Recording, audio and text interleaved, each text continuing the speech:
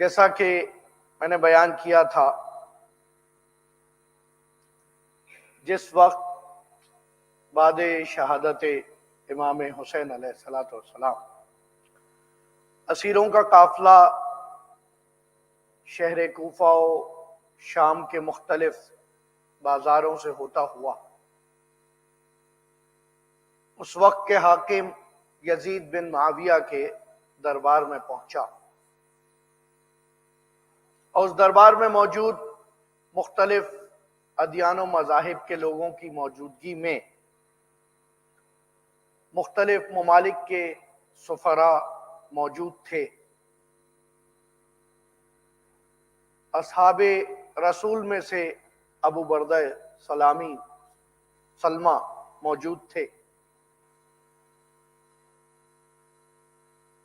ایسے موقع پر کہ جب یزید اپنے درباریوں کو آنے والے افراد کا تعارف باغی کہہ کر کرا رہا تھا،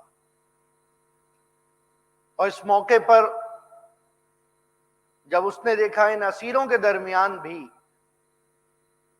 کچھ بیویاں ہیں جو کسی ایک خاص خاتون کو گھیرے ہوئے ہیں اپنے چاروں جانب سے، اور اس سے گفتگو کی جا رہی ہے، باتیں کی جا رہی ہیں، ایسا لگ رہا ہے کہ وہ خاص مقام رکھتی ہے۔ اور جیسے یزید نے پوچھا کہ وہ جملہ ہے تاریخ کا کہ یہ مغرور عورت کون ہے جو قیدیوں کے درمیان بھی اس طرح کنیزوں کے ساتھ ہے؟ کنیزوں میں سے ایک کنیز کھڑی ہوئی اور کہا، یزید تو بدبخت ہو گیا، یہ علی کی بیٹی زینب کبریٰ، یہ وہ مقام ہے، یہ وہ وقت ہے کہ جب سر حسین زہیر بن قیس کے ذریعے دربار یزید میں لایا گیا ہے۔ یہ وہ وقت ہے کہ جب یزید اپنی فتح کا ایک طرح جشن منا رہا ہے اور اپنی فتح کا اعلان کر رہا ہے۔ جناب زینب کبریٰ کا یہ تاریخی خطبہ کہ جس کے اندر اپنے مقام و منزلت کی آگاہی، یزید اور اس کے اسلاف کی حقیقت اور ان کے چہروں پہ ڈھکا ہوا نقاب، اسی خطبے کے ذریعے ہٹایا گیا۔ اسی خطبے کے بعد ایک انقلابی کیفیت دربار میں پیدا ہوئی۔ تاریخ اسلام کی معتبر کتابوں میں یہ خطبہ موجود ہے۔ اہل تشیع کے ہاں تقریباً مقاتل کی کتاب میں مقتل مکرم، قصہ کربلا، اللہوف، بحر الانوار، احتجاج تبرسی، اور اہل سنت کی کتابوں کے اندر بلاغات النساء میں یہ خطبہ موجود ہے، تاریخ طبری میں یہ خطبہ موجود ہے، دیگر تاریخ کی کتابوں میں کچھ الفاظ و جملات کے تغییر کے ساتھ خطبہ بعینہ ہی موجود۔ اس موقع پر کہ جب دربار میں یہ کیفیت ہے، ایک مرتبہ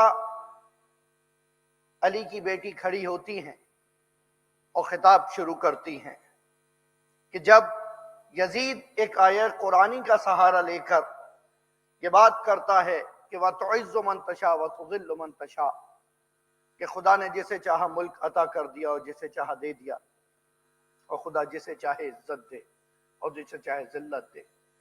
محافظین قرآن ہونے کی وجہ سے اپنی ذمہ داری کو محسوس کرتے ہوئے یہاں شریکت الحسین کھڑی ہوتی ہیں اور کہتی ہیں، یہ آیت یہاں بیان کرنے کا کیا مقصد ہے؟ کیا تو کہنا چاہتا ہے کہ خدا نے تجھے عزت دے دی اور ہمیں ذلیل کر دیا؟ یہاں سے خطبہ میں آپ کے سامنے بیان کروں گا، اور مکمل اس خطبے کا سلیس اردو ترجمہ ہے۔ فقامت زینب بنت علی ابن ابی طالب فقالت الحمد للہ رب العالمین وصلی اللہ علی رسولہ وآلہ اجمعین صدق اللہ سبحانہ کذالک یقول सुम्मा काना आक़िबतुल्लज़ीना असाउ अस्सूअ अन कज़्ज़बू बिआयातिल्लाह व कानू बिहा यस्ताज़िऊन। और इस सूरह रूम की आये वाफ़ी हिदाया की तिलावत करके बीबी ने अपनी तकरीर का आगाज किया कि सब तारीफें उस खुदा के लिए हैं जो कायनात का परवरदिगार है, और खुदा की रहमतें नाजिल हो पैगंबर अकरम सल्लल्लाहु अलैहि वसल्लम पर और उनकी पाकीज़ा इतरत व अहले बैत अत्हार अलैहिमुस्सलाम पर। अम्मा बाद, कुरानी आयत के मुताबिक कि बिलाखिर उन लोगों का अंजाम बुरा है जिन्होंने अपने दामने हयात को बुराइयों की स्याही से दागदार कर लिया और दागदार करके अपने खुदा की आयत की तकजीब की और आयात परवरदिगार का मजाक उड़ाया। ए यजीद, क्या तू समझता है कि तूने हम पर जमीन के गोशे और आसमान के किनारे मुख्तलिफ तरीकों से बंद कर दिए हैं और आले रसूल को जंजीरों और रस्सियों में जकड़ कर दरबार में फिराने से तो खुदा की बारगाह में सरफराज हुआ है और हम रुसवा हुए हैं? क्या तेरे ख्याल में हम मजलूम होकर जलील हो गए और तू जालिम बनकर सरबुलंद हुआ है? क्या तू समझता है कि हम पर जुल्म करके खुदा की बारगाह में तुझे शानो मुकामो मंजिलत हासिल हो जाएगा? आज तूने अपनी जाहिरी फतह की खुशी में ये महफिल सजाई है, तू सरमस्त है, मुसर्रत और शादमानी से सरशार होकर अपने गालिब होने पर इतरा रहा है। और यजीद, ये खिलाफत हुकूमत और ज़मानदारी जो कि हमारा मुसल्लमा हक है, तू इसे गसब करके खुशी मना रहा है और जश्न मनाने में मशगूल है। अपनी गलत सोच पर मगरूर न हो और होश की सांस ले। क्या तूने खुदा का यह फरमान भुला दिया है कि जिसमें खुदा ने कहा कि हक का इनकार करने वाले ये ख्याल न करें कि हमने उन्हें जो मोहलत दी है वो उनके लिए बेहतर है? ये सूरह आले इमरान की आयत बीबी ने तिलावत की, वला यहसबन्नल्लज़ीना कफरू इन्नमा नुमली लहुम खैरुन लिअनफुसिहिम इन्नमा नुमली लहुम लियज़दादू इस्मन वलहुम अज़ाबुम महीन। और हमने उन्हें जो मोहलत दी है वो उनके लिए बेहतर है। वो ये गुमान करते हैं, ऐसा नहीं है, बल्कि हमने उन्हें इसलिए ढील दे रखी है ताकि जी भर के गुनाह कर ले, अपने गुनाहों में इजाफा करें, और उनके लिए खौफनाक अजाब मुअय्यन किया जा चुका है। इसके बाद फरमाया, रेफरेंस देते हुए फतेह मक्का का, कि जब गुलामों को आजाद किया गया था, अबू सुफियान उन लोगों में था जिनके लिए पैगंबर अकरम मोहम्मद मुस्तफ़ा की जबान से अंतुमुत्तलका का लफ्ज निकला था कि तुम आजाद करदा हो। बीबी ने फरमाया, यब्ना तुलका, ए आजाद करदा गुलामों की औलाद, क्या ये तेरा इंसाफ है कि तूने अपनी मस्तूरात और लौंडियों को चादर और चार दीवारी का तहफ्फुज फराम करके पर्दे में बिठा रखा है, जबकि रसूल जादियों को सर बरहना दरबदर फिरा रहा है? तूने मुखद्दरात इस्मत की चादरें लूट ली हैं और उनकी बेहुरमती का मुर्तकिब हुआ है। तेरे हुक्म पर अशकिया ने रसूल जादियों को बेनकाब करके शहर ब शहर फिराया है। तेरे हुक्म पर दुश्मनाने खुदा अहले बैत रसूल की पाक दामन मस्तूरात को नंगे सर लोगों के हुजूम में ले आए हैं, और ये बेहुदा लोग रसूल जादियों के खुले सरों को देखकर उनका मजाक उड़ा रहे, और ये आसपास रहने वाले, दूर और नजदीक से आने वाले सब उनकी तरफ अपनी नजरें बद उठा उठा कर देख रहे। हर शरीफो कमीने की निगाहें इन पाक बीबियों के नंगे सरों पर जमी हैं। आज रसूल जादियों के साथ हमदर्दी करने वाला कोई नहीं। आज इन कैदी मस्तूरात के साथ उनके मर्द मौजूद नहीं हैं जो उनकी सरपरस्ती करें। आज आले मोहम्मद का मुईनो मददगार कोई नहीं है। और फिर एक मर्तबा यजीद की जानिब इशारा करते हुए कहा कि इस शख्स से भलाई की क्या तवक्को हो सकती है کہ جس کی دادی یعنی ہندا زوجہ ابو سفیان، کہ جس کی دادی نے پاکیزہ لوگوں کے جگر کو چبایا ہو، سید الشہداء حضرت حمزہ کا جگر چبانے والی ہندا، یزید ابن معاویہ کی دادی۔ بی بی کہتی ہیں اس شخص سے بھلائی کی کیا توقع ہو سکتی ہے کہ جس کی دادی نے، جس کی ماں نے پاکیزہ لوگوں کے جگر کو چبایا ہو، اور اس شخص سے انصاف کی کیا امید ہو سکتی ہے جس نے شہیدوں کا خون پی رکھا ہو۔ وہ شخص کس طرح ہم اہل بیت علیہم السلام پر مظالم ڈھانے میں کمی کر سکتا ہے جو بغض و عداوت اور کینے سے بھرے ہوئے دل کے ساتھ ہمیں دیکھتا ہو۔ اے یزید، کیا تجھے شرم نہیں آتی کہ تو اتنے بڑے جرم کا ارتکاب کرنے کے بعد، اتنے بڑے گناہ کو انجام دینے کے باوجود فخر کر رہا ہے، اترا رہا ہے، اور اتراتے ہوئے مباحات کرتے ہوئے یہ کہہ رہا ہے کہ اگر آج میرے اجداد ہوتے تو ان کے دل باغ باغ ہو جاتے اور مجھے دعائیں دیتے۔ اے یزید، تیرے ہاتھ شل نہ ہوں، وہ یہ تجھے دعائیں دیتے۔ اے یزید، کیا تجھے حیا نہیں آئی کہ تو جوانان جنت کے سردار حسین بن علی کے دندان مبارک پہ چھڑی مار کر ان کی بے ادبی کر رہا ہے؟ اے یزید، تو کیوں خوش نہ ہو اور فخر نہ کرے؟ تو کیوں نہ اترائے؟ کیونکہ تو نے اپنے ظلم و استبداد کے ذریعے فرزند رسول خدا اور عبد المطلب کے خاندانی ستاروں کا خون بہایا، اور یہ خون بہا کر ہمارے دلوں کے زخموں کو گہرا کر دیا ہے۔ اور یزید، تو نے شجرہ طیبہ کی جڑیں کاٹنے کے گھنونے جرم کا ارتکاب کیا۔ تو نے اولاد رسول کے خون میں اپنے ہاتھ رنگین کیے ہیں۔ تو نے عبد المطلب کے خاندان کے ان نوجوانوں کو تحت کیا ہے کہ جن کی عظمت و کردار کے درخشندہ ستارے زمین کے گوشے گوشے کو منور کیے ہوئے۔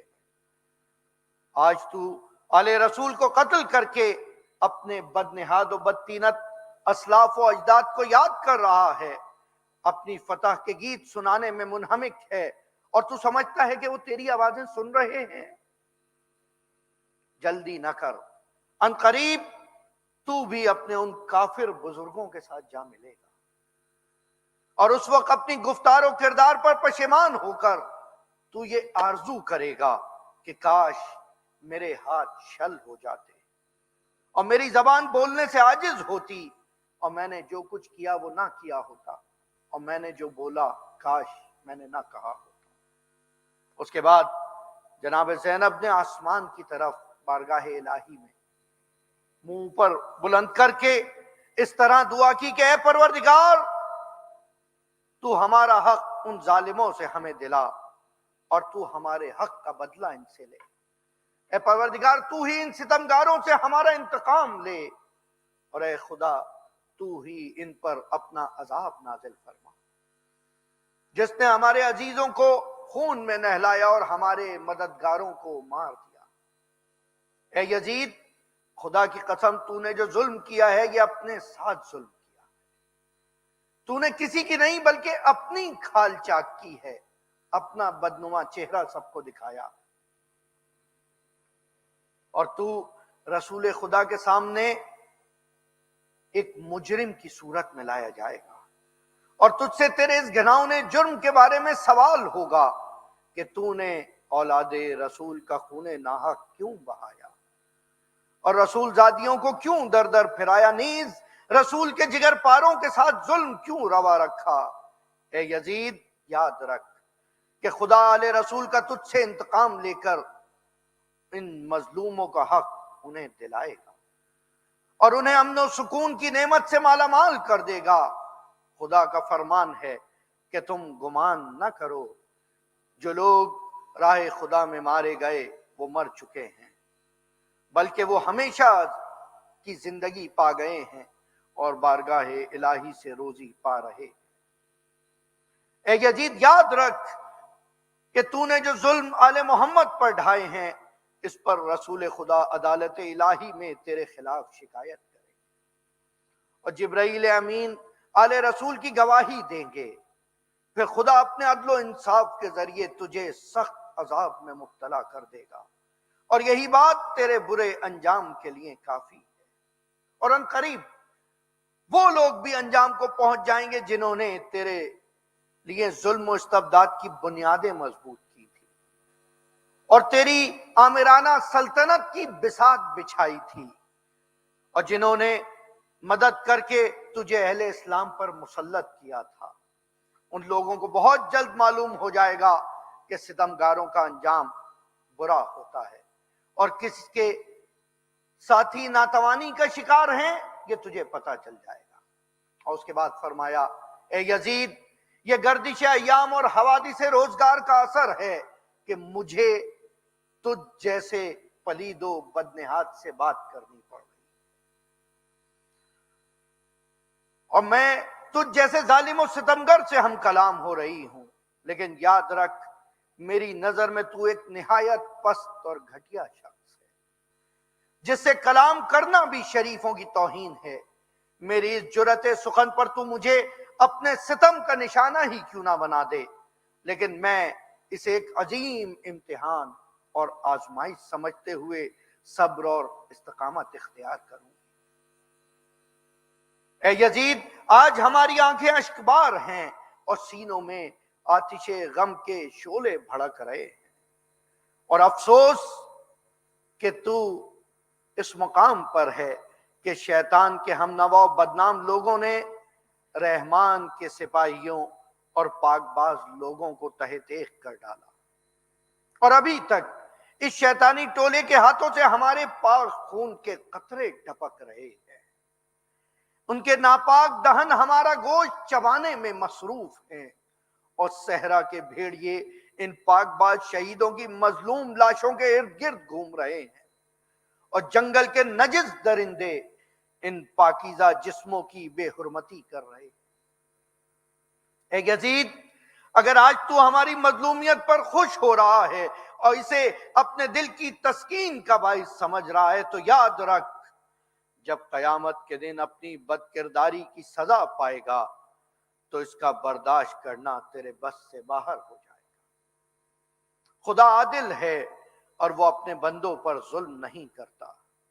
ہم اپنی مظلومیت اپنے خدا کے سامنے پیش کرتے ہیں اور ہر حال میں اسی کی عنایت اور عدل و انصاف پہ ہمارا بھروسہ ہے۔ اے یزید، تو جتنا چاہے مکر و فریب کر لے اور بھرپور کوشش کر کے دیکھ لے، مگر تجھے معلوم ہونا چاہیے کہ تو نہ ہماری یاد لوگوں کے دلوں سے مٹا سکتا ہے اور نہ ہی وحی الہی کے پاکیزہ آثار کو محو کر سکتا ہے۔ تو یہ خیال خام اپنے دل سے نکال دے کہ ظاہر سازی کے ذریعے ہماری شان و منزلت کو پا سکتا ہے۔ تو نے جس گھناؤنے جرم کا ارتکاب کیا ہے اس کا بدنما داغ اپنے دامن سے تو کبھی نہیں دھو پائے گا۔ تیرا نظریہ نہایت کمزور اور گھٹیا ہے۔ تیری حکومت گنتی کے چند دن کی باقی رہ گئی، تیرے سب ساتھی تیرا ساتھ چھوڑ جائیں گے، تیرے پاس اس دن حسرت و پشیمانی و پریشانی کے سوا کچھ نہیں بچے گا۔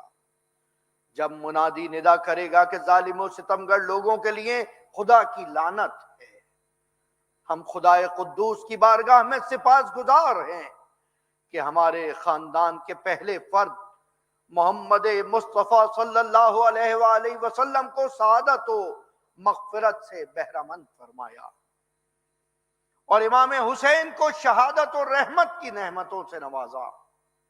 ہم بارگاہ ایزدی میں دعا کرتے ہیں کہ وہ ہمارے شہیدوں کے ثواب و اجر میں اضافہ فرمائے اور تکمیل فرمائے، اور ہم باقی سب افراد کو اپنی عنایتوں سے نوازے۔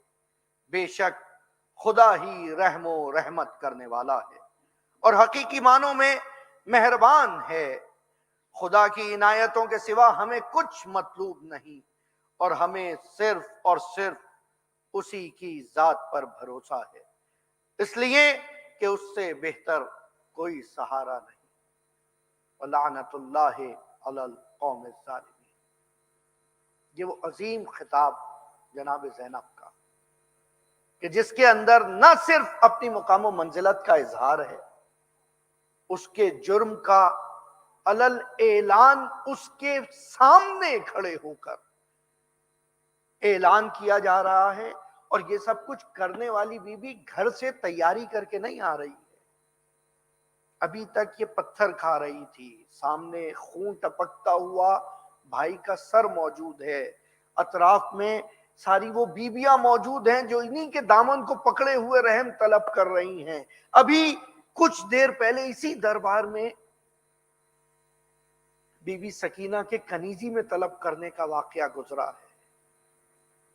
ایک عورت ہونے کے ناطے ان حالات میں اس طرح کی گفتگو کرنا، اور پھر تمام خطبہ آپ دیکھ لیجئے، جذبات اس کے اندر نہیں ہیں، ایک ایک لفظ تلا ہوا، ایک ایک جملہ نپا ہوا ہے۔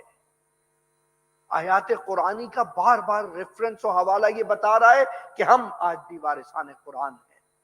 تو نے حسین کو مار دیا، لیکن قرآن اور پیغام حسین زندہ ہے۔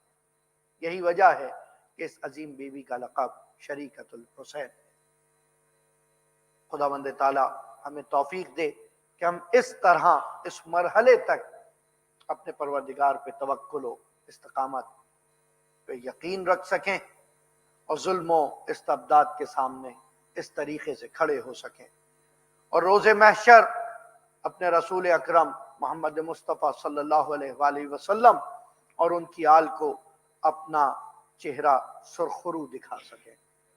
اللہم صلی علی محمد وآل محمد وعجل فرجہ۔